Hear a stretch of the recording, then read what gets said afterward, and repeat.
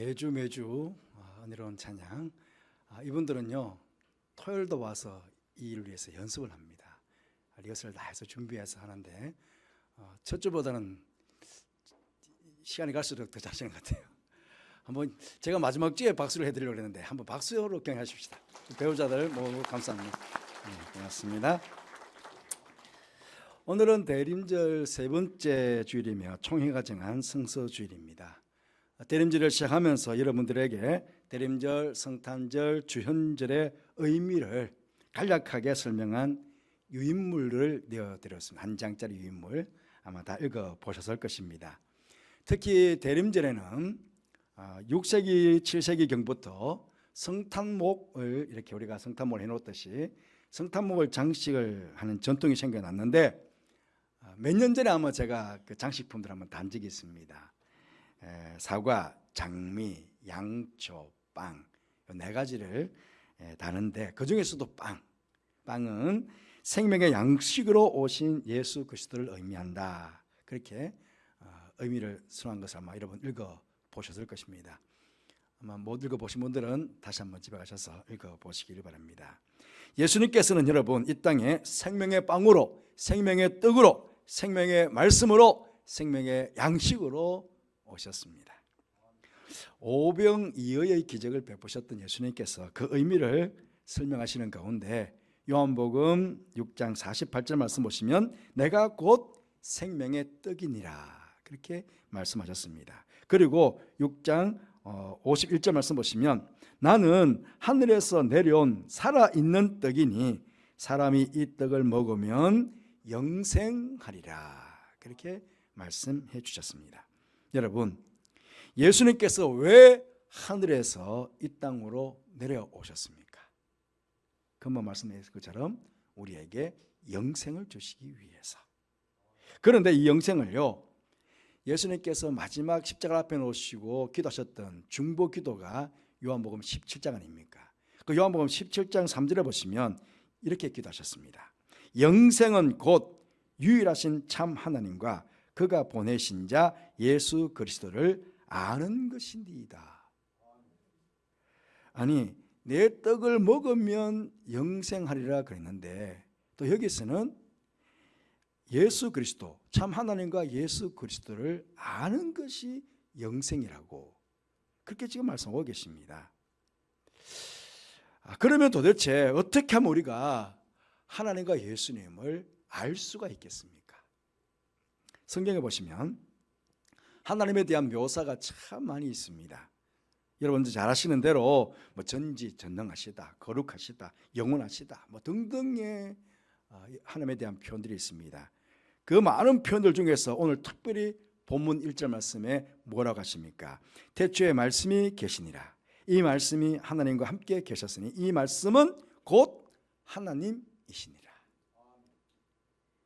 즉 하나님은 말씀이시다 하는 것입니다. 그런데 이 말씀이 또 누구시라고요? 예수님이시라는 것입니다. 그러므로 하나님과 예수님께서는 말씀 그 자체이시다 하는 그런 말씀입니다.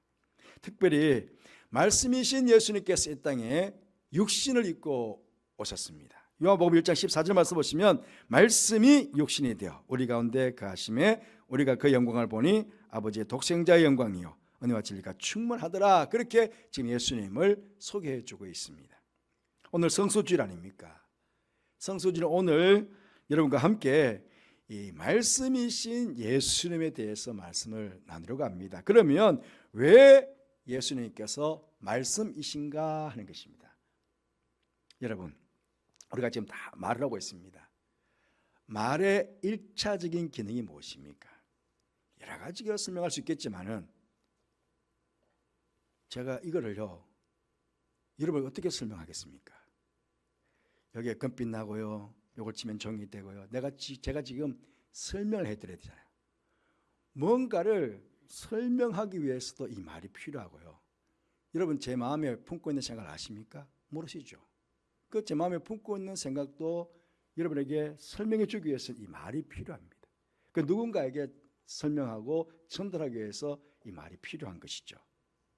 그렇기 때문에 예수님께서 말씀이시다 하는 것은요, 예수님이야말로 우리에게 하나님을 가장 잘 전달해 주시고 하나님을 가장 잘 설명해 주실 수 있는 방법이라는 것입니다.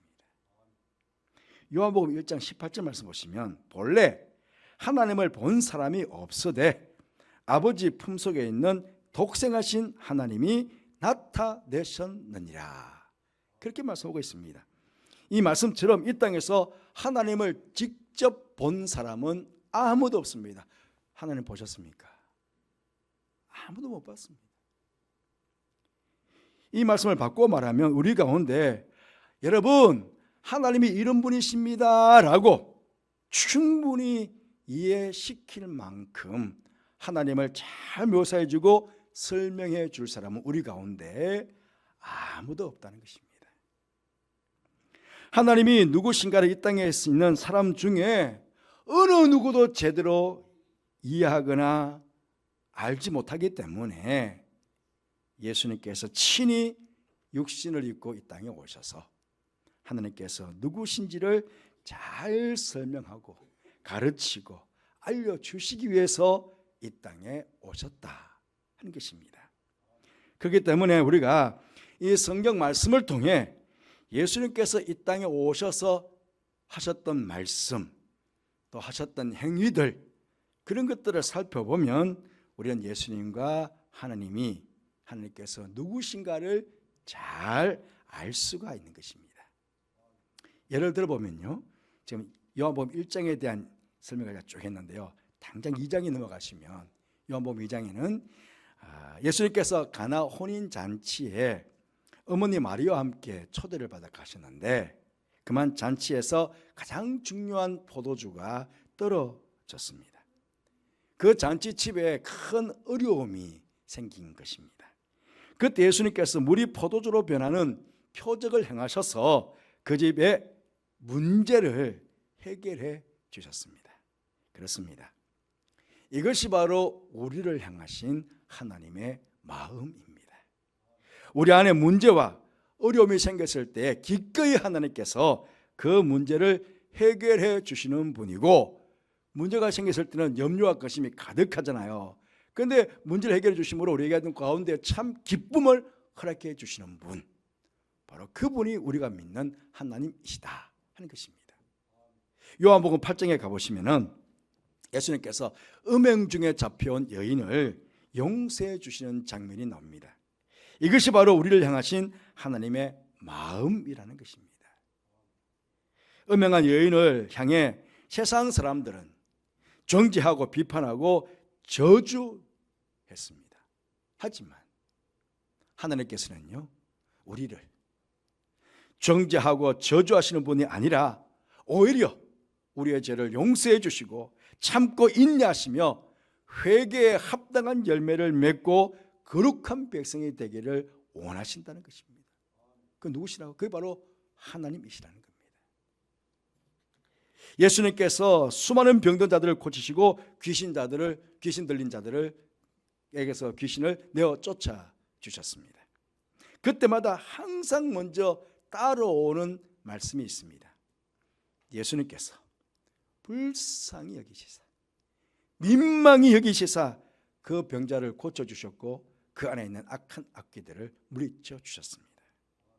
이 땅에서 수많은 질병의 고통 속에 악한 영의 영향력 속에서 고통하고 있는 우리를 바라보시는 예수님의 그 마음이 바로 우리를 바라보시는 하나님의 그 마음이라는 것입니다.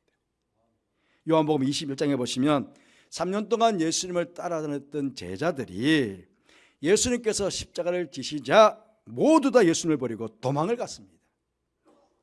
하지만 저들을 끝까지 사랑하신 주님께서는 부활하신 이후에 다시금 갈릴리 호숫가로 찾아가셔서 그 제자들의 소명을 회복시켜 주셨습니다. 사명을 회복시켜 주셨습니다. 이것이 바로 하나님께서 우리를 향하신 사랑이라는 것입니다. 이렇다 여러분, 우리는 말씀으로 이 땅에 오신 주님을 통해서 하나님을 보게 되고 하나님을 알게 되고 하나님을 믿게 된 것입니다. 그래서 하나님의 자녀가 된 것입니다. 그럼 우리가 어떻게 해야 되겠습니까? 하나님을 더 잘 알기 위해서, 예수님을 더 잘 알기 위해서 이 영의 양식인 말씀을 눈으로 많이, 귀로 많이, 마음으로 많이 섭취를 해야 되겠죠. 그러니까 섭취하는 만큼 영의 양식이 되어서 우리 주님과 예수님을 더 많이 알게 되고, 영생을 정말 풍족하게 누리는 삶을 이 땅에서 살지 않겠습니까? 그와 동시에 우리 또한 말씀을 통해서 우리 각자의 사명을 보게 됩니다. 특히 예수님께서 기도 속에 우리의 사명을 보여주시고 있는데요, 요한복음 17장 10절 19절 중보기도의 그 내용들 보면요, 그들을 진리로 거룩하게 하옵소서. 아버지의 말씀은 진리니이다. 아버지께서 나를 세상에 보내신 것 같이 나도 그들을 세상에 보내었고 또 그들을 위하여 내가 나를 거룩하게 하오니 이는 그들도 진리로 거룩함을 얻게 하려 함이니이다. 그렇게 예수님께서 기도하셨습니다. 이 예수님의 기도에서 알 수 있듯이 우리는 예수님으로부터 세상에 보냄을 받은 사람입니다. 그것도 성부 하나님께서 성자 하나님이신 예수님을 이 땅에 보내셔서 하나님 자신을 잘 알려주신 것처럼 그렇게 우리도 세상에 보냄을 받았습니다. 무엇하기 위해서? 우리가 믿는 하나님을 잘 보여주도록 하기 위해서. 우리는 예수님께서 이 세상을 하나님을 우리에게 보여주시는 유일한 말씀이셨습니다. 그렇게 사셨습니다. 그것처럼 이 세상 속에서 우리도 하나님을 보여줄 말씀이라는 것입니다. 예수님께서는 그의 삶 전체를 말씀으로 사셨습니다. 걸어 다니시는 말씀 그 자체였습니다. 일거수일투족 다 말씀이셨습니다. 예수님의 모든 것이 다 하나님의 모습이었고 하나님에 대한 설명이었습니다. 그런데 이런 예수님처럼 우리도 또한 세상에서 하나님을 보여주어야 한다 하는 것입니다. 나의 말뿐만 아니라 나의 행위, 나의 모습, 나의 일거수일투족 무엇이든지 그대로 세상 가운데 하나님을 보여주는 것, 그것이 바로 우리의 삶이 되어야 된다 하는 말씀입니다. 그러니까 여러분, 세상 사람들은 나를 보면서 뭘 보는 것입니까? 바로 우리가 믿고 있는 하나님을 보게 되고 예수님을 보게 되는 것입니다. 그러니 여러분, 이 얼마나 엄청난 사명입니까? 그래서 주님은 우리를 위해서 중보하며 마지막 십자가에 돌아갈 수 있던 날 밤 기도하셨습니다. 요한복음 17장 17절 말씀, 진리로 저들을 거룩하게 하옵소서.